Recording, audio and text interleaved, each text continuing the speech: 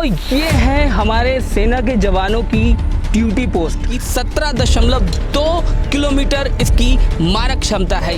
सेना पे तो हमारे जवान मुस्तैद हैं, लेकिन उसके अलावा कैसे हमारी सेना लोगों की सेवा करती है मेडिकल रूप से।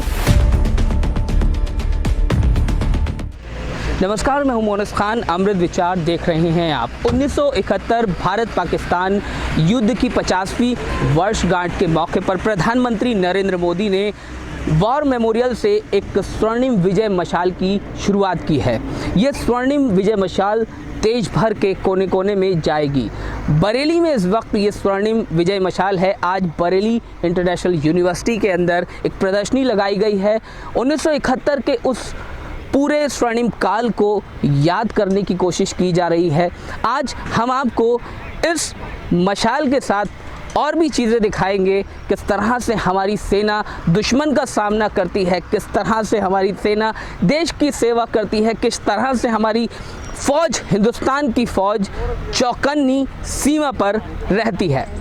तो भारतीय सेना का शौर्य आपको यहाँ देखने को मिलेगा। अलग अलग वो हथियार जो भारतीय सेना इस्तेमाल करती है, जिससे दुश्मन को धूल चटाने का काम किया जाता है, वो यहाँ मौजूद है। यहाँ चाहे आप इंसॉस राइफल की बात करें, चाहे आप उस तरफ आपको दूसरे हथियार देखने को मिलेंगे। ये पूरी प्रदर्शनी में हमें हथियार देखने को मिल रहे हैं। ये वो भारतीय सेना के हथियार हैं जिनसे दुश्मन को धूल चटाई जाती है। इस हथियार को आपको बता दें LMG इंसॉस कहा जाता है।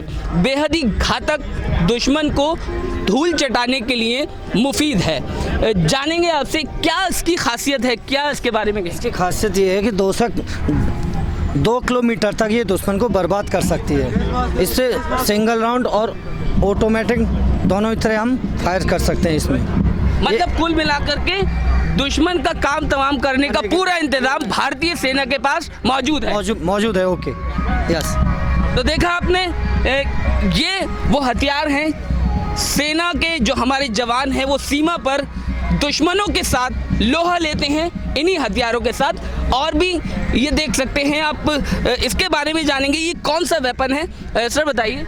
ये 84 mm रॉकेट लॉन्चर है। इसको हम दुश्मन के टैंक के खिलाफ फायर करते हैं और दुश्मन के टैंक को बर्बाद कर देते हैं और आगे बढ़ने से उसको रोक देते हैं। तो देखा आपने, ये वो वेपन है जिससे दुश्मन का जो टैंक है वो भी तबाह हो सकता है। और क्या खासियत है इसकी?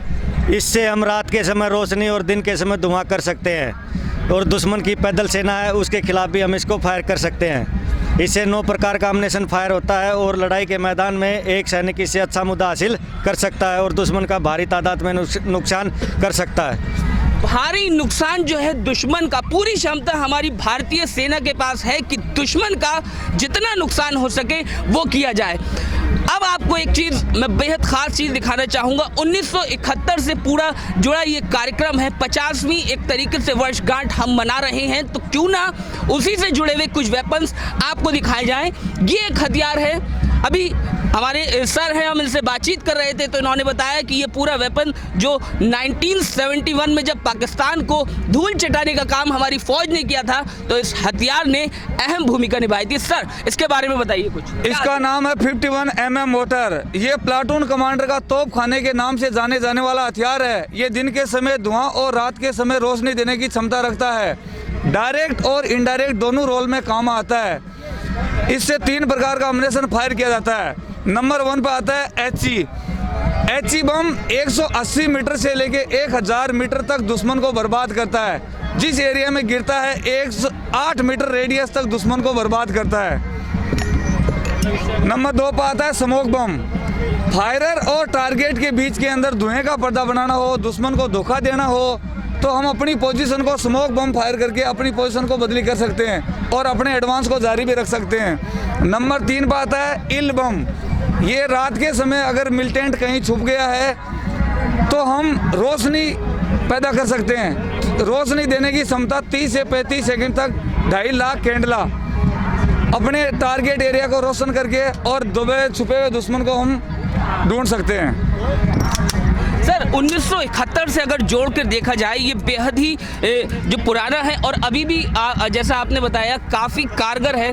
क्या स्थिति रही होगी जब इस हथियार से उस दौर में हमारे दुश्मन का सामना हुआ होगा। बहुत ही अच्छा हथियार है। एक प्लाटून कमांडर का जेसीओ रैंक के ऊपर इस एक प्लाटून इसको कैरी करता है। कैरी करने में आसान है और दुश्मन को भारी बर्बादी करता है। दुश्मन को भारी बर्बादी करता है। जाहिर है भारतीय सेना अपने आप में इतनी विशाल है, इतनी ताकतवर है कि हम किसी का भी सामना करने के लिए तैयार हैं। ये तमाम हथियार जो हमारे जवानों के कंधों पर सजते हैं, अपनी जान की परवाह किए बगैर सीमा पर वो जवान हमारी रक्षा करते हैं इन्हीं हथियारों के पास। ये तस्वीरें वो भरोसा है जो हमें याद दिलाती हैं कि सीमा पर हमारे जवान हमारी रक्षा कर रहे हैं। अब हम आपको सेना की वो ताकत दिखाने जा रहे हैं जो दुश्मन के ठिकाने को पल भर में नेस्त नाबूद कर सकती है। उसका नाम है 105/37 mm light field gun E2। वो आपको इस तरफ देखने को मिलेगी। हमने जब बात करी सेना के लोगों से तो उन्होंने हमें बताया कि 17.2 किलोमीटर इसकी मारक क्षमता है। यानी कि अंदाज़ा आप लगा सकते हैं कि किस तरह से सेना अगर चाहे तो दुश्मन को बैठे बैठे कई किलोमीटर दूर तक नेस्त नाबूद कर सकती है। ये पूरी जो प्रदर्शनी है हम आपको बरेली इंटरनेशनल यूनिवर्सिटी के ग्राउंड से दिखा रहे हैं। एक बार फिर मैं कहूँगा कि तस्वीरें जो इस तोप की है वो दिखाई जाए और क्या खासियत है इस पूरे वेपन की, किस तरह से ये दुश्मन के ठिकानों को नेस्त नाबूद कर सकता है। बातचीत करेंगे। सर क्या नाम है आपका? प्रशांत चौहान। सर ये जो वेपन यहाँ है क्या खासियत है और किस तरह से हमारी सेना की ताकत को ये वेपन बढ़ाता है? फर्स्ट ऑफ ऑल ये क्या है, हम हाई एल्टीट्यूड और हाई एल्टीट्यूड में इसको फायर कर सकते हैं। लाइट है तो हम कहीं भी एयरलिफ्ट कर सकते हैं, इसको ईजिली ले जा सकते हैं बाई एयर हेली के थ्रू। और इसमें क्या है, कैपेबिलिटी है हाई एंगल और लो एंगल दोनों में फायर करने की। सबसे बड़ी ज़्यादा हमारे लिए वो फ़ायदेमंद है कि हम इसको low angle as well as high angle दोनों में फायर कर सकते हैं, ताकि हम माउंटेन टेरेन में अगर दुश्मन टारगेट पहाड़ के पीछे भी बैठा हुआ छिपके तो हम उसके ऊपर हिट कर सकते हैं ईजिली।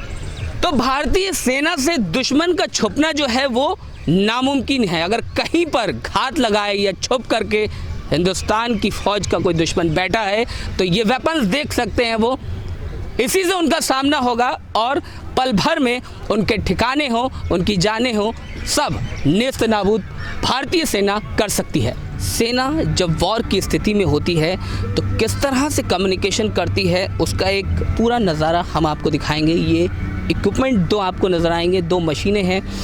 इससे कोडिंग की भाषा में जो हमारी सेना है वो कम्युनिकेशन करती है, क्योंकि वो परिस्थिति इस तरह की होती है, ना तो कोई मोबाइल काम करता है, ना कोई लाइन बिछा करके कम्युनिकेशन किया जा सकता है, संवाद किया जा सकता है।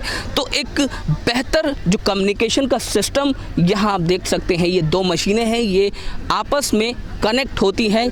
25 किलोमीटर के आसपास इसको रख दिया जाता है और ये जो सेना के जो अधिकारी हैं या कोई भी मैसेज, गुप्त मैसेज इन मशीनों के ज़रिए भेजा जा सकता है। तो न सिर्फ सीमा पर हमारी सेना मुस्तैद रहती है हर उस इवेंट पर जब कभी देश पर कोई आपदा विपदा भी आ जाती है। क्विक रिएक्शन मेडिकल टीम का एक स्टॉल यहाँ पर आप मेरी तरफ देख सकते हैं। अगर मान लीजिए खुदा ना खास्ता कोई आपदा अचानक से इमरजेंसी की कोई स्थिति आ जाती है, तब ये जो क्विक रिएक्शन मेडिकल टीम है किस तरह से काम करती है। सेना पे तो हमारे जवान मुस्तैद हैं, लेकिन उसके अलावा कैसे हमारी सेना लोगों की सेवा करती है मेडिकल रूप से, उसका एक नज़ारा मैं आपको पूरा यहाँ दिखा सकता हूँ। पूरे जो मेडिकल उपकरण हैं वो यहाँ मौजूद हैं। एक डमी मरीज या कहें पीड़ित यहाँ पर लेटाया गया है और बाकी जितने आप सामान देख सकते हैं। ना सिर्फ सीमा पर, मैं एक बार फिर आपको बता दूँ, ना सिर्फ सीमा पर, जब कभी भी सेना को, देश को सेना की ज़रूरत पड़ी है, सेना काम में आई है। सर ये जो सारे इक्विपमेंट्स हैं किस काम में आते हैं और कब आप यूज़ करते हैं? ये जो हमारा जो सारा सामान है वो है क्विक रिएक्शन मेडिकल टीम का, यानी कि कम टाइम में अधिक से अधिक जब मास कैजुअलिटी होती है, जो यहाँ पे हमारा बोर्ड भी लगा है। मास कैजुअलिटी का मतलब होता है कि जैसे कोई डिजास्टर हो, जैसे कि फ्लड आ गया, अर्थक्वेक आ गया, या ट्रेन एक्सीडेंट हो गया, टेररिस्ट स्ट्राइक हो गए, तो आपको क्या होता है कि लिमिट टाइम के अंदर में अधिक से अधिक मेडिकल कवर प्रोवाइड करनी पड़ती है। तो ये सारा सब जो देख रहे हैं, चाहे वो हमारा बेटर कैजुअलिटी में हो या फिर पीस एरिया में हो, ये हम जो भी सामान यहाँ पे रखा गया है ये लोगों की जान बचाने के लिए मेन उपकरण, जैसे कार्डियक मॉनिटर है, एम्बू बैग है, फूड सेक्शन है। तो हम इसको पेशेंट को पहले ट्रायज करते हैं। ट्रायज का मतलब होता है कि प्रायोरिटी देना पेशेंट को और इंसिडेंट साइट पे फर्स्ट एड देना। इसमें अलग अलग कोड्स होते हैं, रेड होते हैं, येलो होते हैं, ग्रीन होते हैं, ब्लू होते हैं और ब्लैक होते हैं। रेड होता है उसमें इमरजेंट होता है, यानी कि जो बहुत सीवियर इंजरी है और विद इन ए मिनट अगर उसको हम ट्रीटमेंट अगर नहीं देते हैं तो उसकी जान भी जा सकती है।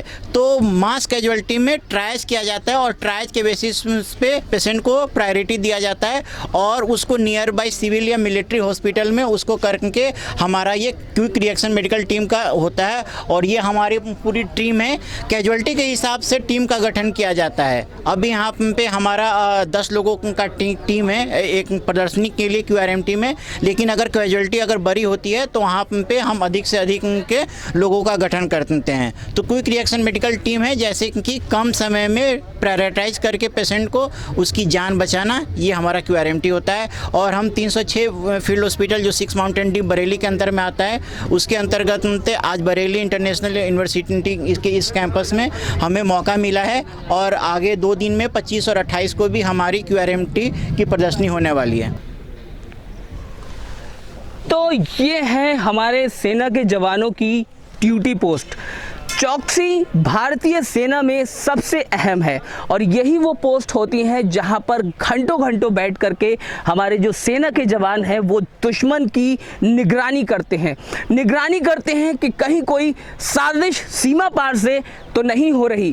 तो ये पूरा प्रदर्शनी का नज़ारा हम आपको दिखा रहे थे बरेली इंटरनेशनल यूनिवर्सिटी के ग्राउंड से। देखा तरह तरह की हमने आपको स्टॉल दिखाए, किस तरह से जो वेपन्स हमारी जो भारतीय सेना है वो यूज़ करती है, किस तरह से अगर जो मेडिकल क्विक रिएक्शन टीम है वो काम करती है, किस तरह से कम्युनिकेशन का जो पूरा प्रक्रिया है वो होती है। पूरा सेना किस तरह से भारतीय सेना दुश्मन को धूल चटाने का काम करती है, ये इस बरेली इंटरनेशनल यूनिवर्सिटी के ग्राउंड से हम आपको दिखा रहे थे।